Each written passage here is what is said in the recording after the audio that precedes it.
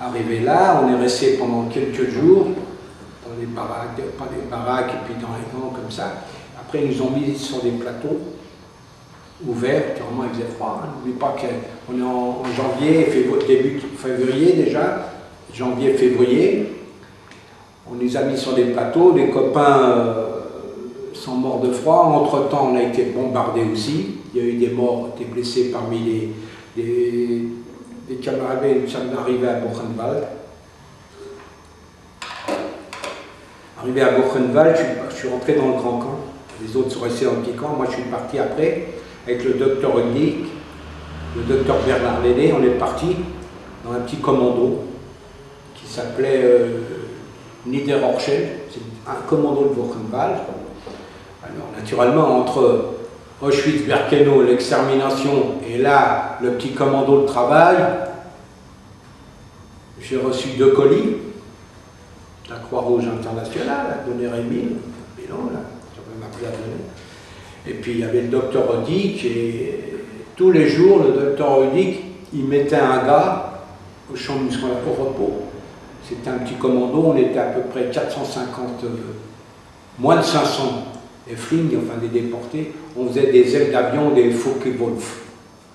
Les Focke-Wulf, ils ont été maquillés, ils n'ont jamais fait. Georges et moi, on mettait les mitrailleuses, il y avait des Russes qui coupaient les fils électriques, les Français il y avait écrit merde pour les cheveux sur les deux, alors on a eu du pétard, et puis à ce moment-là, c'était un petit commando, le Oberkapo c'était un communiste allemand, hein, Otto Hermann, et il y avait un autre capot, le boiteux Max. Bon, c'était tout à fait un autre régime qu'on avait l'habitude d'avoir des exterminations. Quand le dernier commando, la Niederorschel, le commando de Buchenwald, quand il nous a réunis, on n'était pas nombreux, 450 à l'appel, Mützenach, le SS, le chef SS, il a marché, il a dit comme ça: Wenn die jungen Amerikaner und die Bolschewiken kommen, sie werden alles geschossen. Il nous a dit comme ça: si les Juifs américains arrivent et les Soviétiques arrivent, vous serez fusillés avant. Voilà, c'était. Donc ça s'est passé encore le 1er avril 1945, avant l'autre marche, dans l'autre sens. Voilà. Jusqu'à la dernière minute, ces ordures. Hein?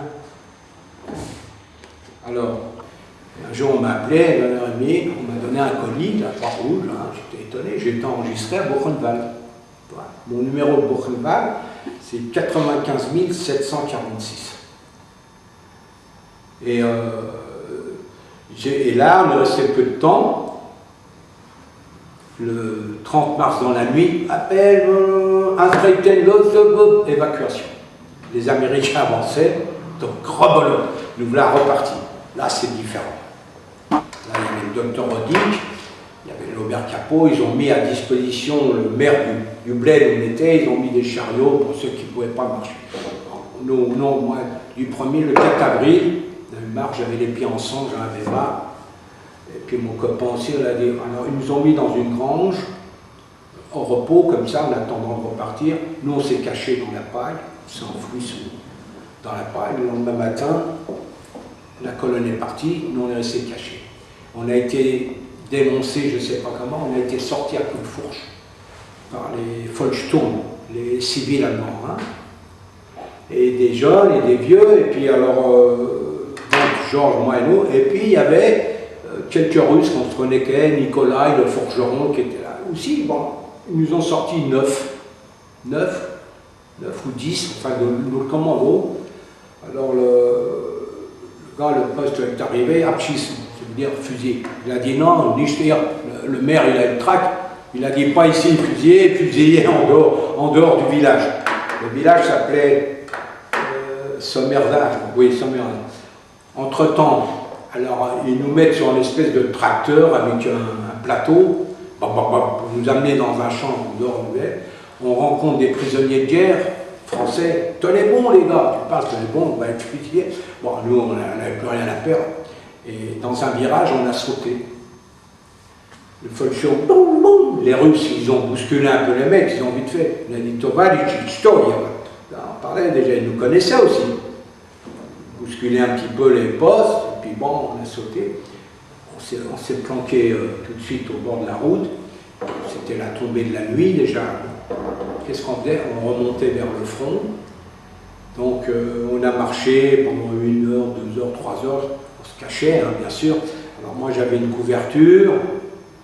J'avais déjà de la barbe depuis 4-5 jours. J'avais un espèce de calot civil, pas un calot rayé. Si le pantalon était rayé, mais j'avais une veste bidon avec une couverture. Et on marche à travers champs comme ça le long d'un chemin. Bah, il y a un mec qui nous éclaire. Halt, un vieux. Il a eu du bol parce qu'on l'aurait planté. Oh, il n'avait rien à perdre. Non, c'était fabriqué à l'usine, on faisait. On avait fabriqué des couteaux. On s'était bien organisé la résistance dans le petit commando de Niederorschel, avec le docteur Rodic qui était le responsable, puis Bernard Lenné, enfin tout. On a entouré le vieux, il avait un vélo. Alors il m'a dit, il m'éclaire, il m'a dit, was bist du? Italiano? Je lui dis, nein, Franzose.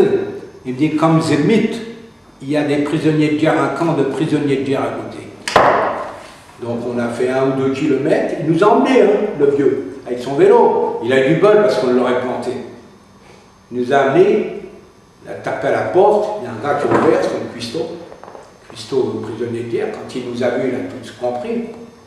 On a dit ferme la porte et il a repoussé le poste avec, il y avait un poste et le vieux là, le Volksturm, il était 11h20, il y avait une pendule qui pendait, il était 11h20 le soir.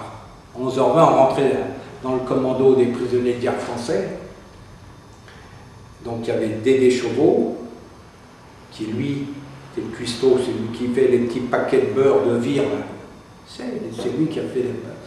Il y avait 3-4 prisonniers de guerre, le petit charcutier de Pantin, un mec, un ch'ti, un Lillois con comme la lune, sergent, enfin bon, et puis, alors, on a brûlé nos fringues et on s'est mis Chris et fringues d'aînés. On est devenus prisonniers de guerre, KG1 dans le dos, blouson.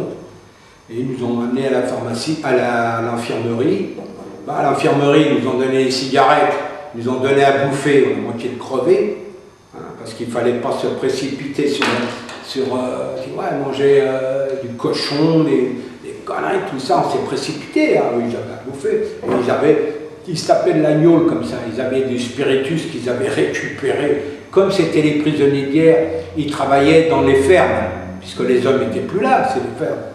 Il y avait un Maurice, le docker, c'est m'avait marrant parce qu'il se faisait l'arrêt au rasoir pour qu'on voie bien l'arrêt. Alors il a dit comme ça, je vais aller chercher à bouffer pour vous les mômes, ils nous appelaient les mouflets, je vais chercher à bouffer. Alors il nous expliquait, quand il est arrivé, elle l'appelait Moses, passe-moi sous Moses. Il dit, je commets un chouin, je vais prendre un cochon, il a ramené un cochon dans une brouette. Enfin tu vois, c'était pas encore la libération, hein. J'avais ce qu'on appelait le psychodé, la maladie de la barbe. Heureusement que je n'ai pas eu ça là-bas à Auschwitz-Birkenau. J'allais au crématoire parce que c'est la gourme de la barbe. Donc comme on était rasés l'un derrière l'autre, c'était infecté. Hein. Et là j'ai eu ça dans le petit commando. Bernard Lenné, il m'a épilé pendant 3 heures. Hein. Et après on m'a mis un peu de rouge, du Prontonzil, il n'y avait pas autre chose. Il m'a soigné comme ça. Et puis on bavardait. Si on sentir, hein, ça sentait bon, hein, on était déjà janvier, février, mars, c'était déjà peu de temps avant la libération, on disait sans sentir. Moi j'étais amateur de jazz et lui il fumait la pipe, Bernard Lenné. Alors on s'est promis que si on sentir, on se retrouvait à Paris. Ça s'est fait comme ça. Je lui ai amené un paquet de tabac gris et lui m'a amené un disque de Louis Armstrong. On s'est retrouvés sur les quais, dans le quartier, hein, dans l'île Saint-Louis.